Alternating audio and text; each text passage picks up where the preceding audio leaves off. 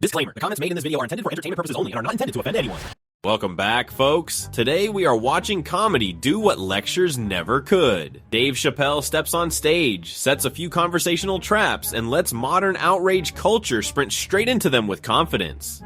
Kicking things off, Dave Chapelle sets one trap and woke logic walks straight into it, smiling.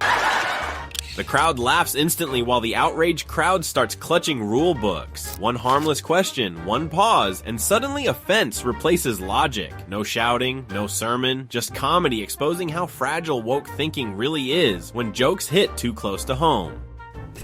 Next, Dave Chapelle tells a simple story and lets woke logic do the rest.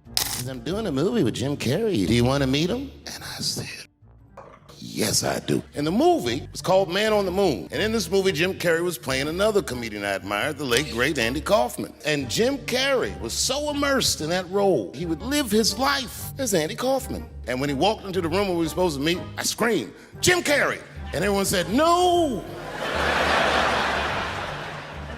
Call him Andy. I was very disappointed. Because I wanted to meet Jim Carrey, and I had to pretend this was Andy Kaufman all afternoon. And he was clearly Jim Carrey. I could look at him and I could see he was Jim Carrey.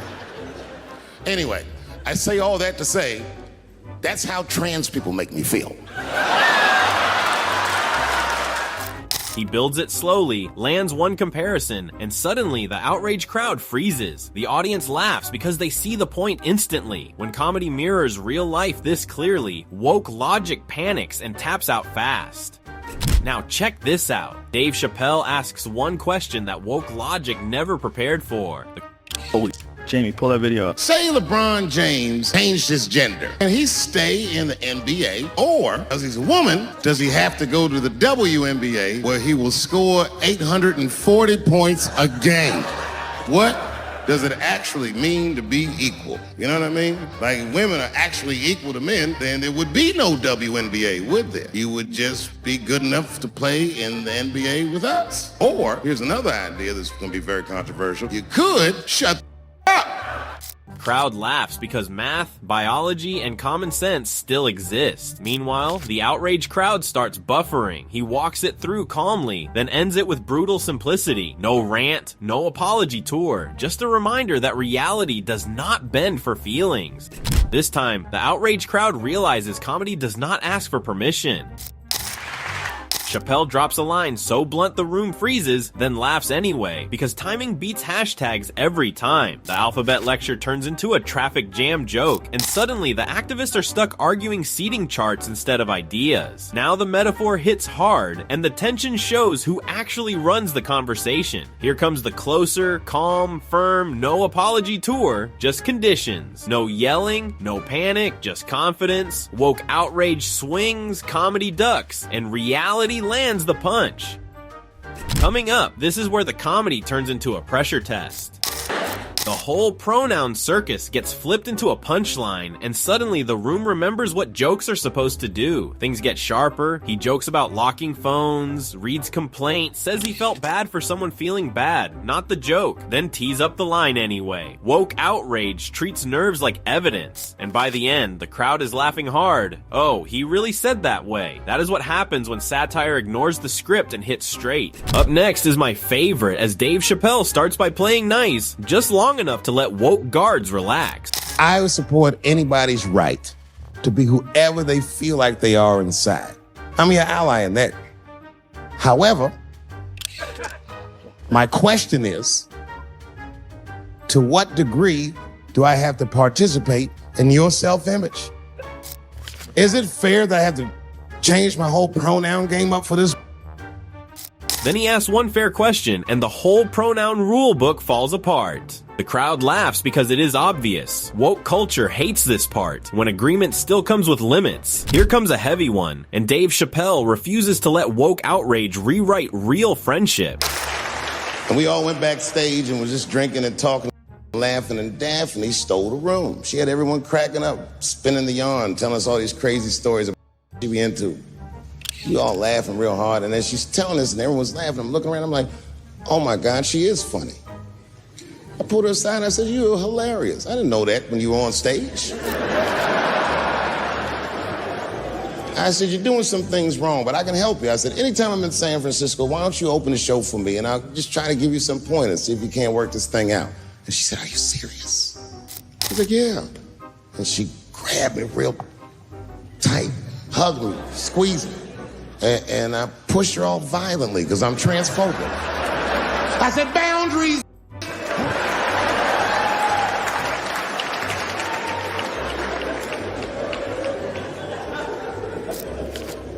When Sticks and Stones came out, a lot of people in the trans community were furious with me, and apparently they dragged me on Twitter. I don't give a because Twitter's not a real place.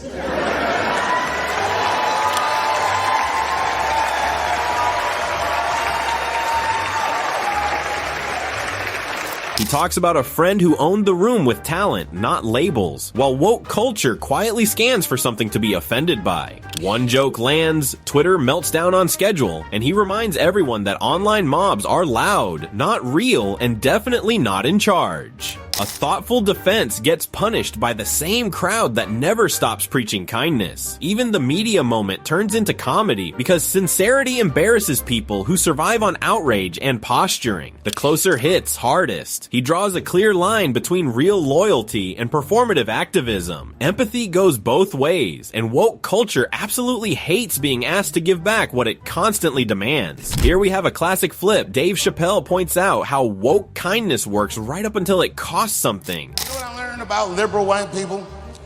Liberal white people let black people do whatever they want until you buy most of their talent. Oh, they frowned on that. Them whites got real suspicious, but you know what? I don't blame them. Because, no, for real, because look, if I was white and the people in this town were black, you know what they'd say? They would say I was gentrifying the town. But there's no word for what I'm doing to these people. The crowd laughs because the double standard is obvious. Support is loud, smiles are wide, then ownership enters the chat and suddenly woke people gets nervous. No rant, no anger, just irony exposing how selective woke approval really is.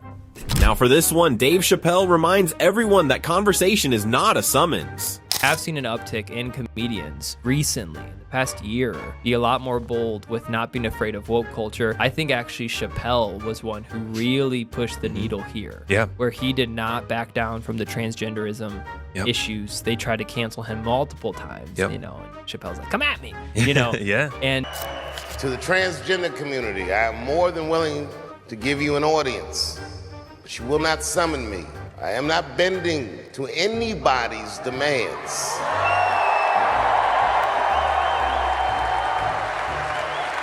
And you can judge for yourself, but you cannot have this conversation and exclude my voice from it. That is only fair. You have to answer the question, am I canceled or not? Then let's go. Thank you very much and good night. Woke culture tries the cancel chant and he answers with calm confidence. The crowd roars because backbone still matters. No begging, no retreat, just a simple question turned back on the mob. Turns out cancel power fades fast when someone refuses to kneel. This time, Dave Chapelle points out what woke culture always dodges, the difference between feelings and results. You guys are confusing the emotions. You think I hate gay people, and what you're really seeing is that I am jealous of gay people. Oh, I'm jealous. I'm not the only black person that feels this way. We blacks, we look at the gay community and we go, God, how well that movement is going. Look how well you are doing. And we've been trapped in this predicament for hundreds of years. How the are you making that kind of progress? I can't help but feel like if slaves had baby oil and booty shorts, we might have been free 100 years sooner, you know what I mean? He says the quiet part out loud, that outrage is not hate and jealousy is about progress, not identity. While woke logic cries oppression on loop, he asked how one movement surged ahead while another stayed frozen for centuries. That final comparison lands hard. Woke culture hates jokes that keep score. Now, here's a good one right at the start. No one can be woke enough. You're not going to nag people into behaving Right. in a way that, in fact, if you continue with this tone, even if you're right, you'll be very hard to hear.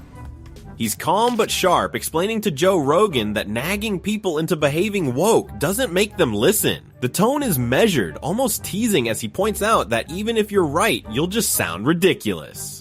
So, Greg, political correctness killed comedy a long time ago, but wokeness is putting the final nail in the coffin. Well, it's interesting. What Chapelle's talking about, and this was actually before the SNL thing, was that comedians can talk a good game on wokeness until they get up on stage because it's not funny. And so it's like you lose the kind of humanity. A lot of the things that people talk about, what comedians talk about, is shocking and gross and funny about and love and drugs and all this. All that stuff goes out the window. Everything goes out the window. When you want to talk about your uncle or you want to talk about your friends and stuff, all that stuff goes away if you follow the parameters of the woke. Chapelle's comments on Musk and SNL highlight the absurdity of cancel culture. Woke ideologues, no matter the stage, can't force comedy into their rigid rules. Next up, we've got a classic reality check. Dave Chappelle walks through a media meltdown and lets silence do the talking. Juicy Smouillet, he's a very famous French actor. One night, he was in Chicago late at night and was the victim. It was a crazy story. Apparently, when he was walking down the street late at night, two white men came out of the shadows with MAGA hats on and beat him up. Shit was like international news, and everybody was furious, especially in Hollywood. It's all over everybody's Twitter feed and Instagram page. Justice for Juicy and all that. For some reason, African Americans, we were like oddly quiet. While woke Twitter screams on cue, he points out who stayed quiet and why. Turns out instinct beats hashtags. The crowd laughs because they saw it coming, and outrage culture once again confuses noise with truth. And finally, here's a masterclass in honestly, and the room laughs when they remember jokes are still allowed. He even plays by the woke rules for a moment, just long enough to show how crooked the scoreboard really is. Down for yourself. Then the fairness test hits. Suddenly equality needs fine print. Same logic, same rules, applied both ways. And woke arguments collapse the second consistency walks into the room. And that is the pattern. Chapelle never raises his voice, never begs for approval, and never backs down. He lets the crowd laugh, lets logic breathe, and suddenly, the whole woke performance collapses under its own contradictions. Like, share, and subscribe if you enjoy watching confidence beat cancel chants. We will see you next time.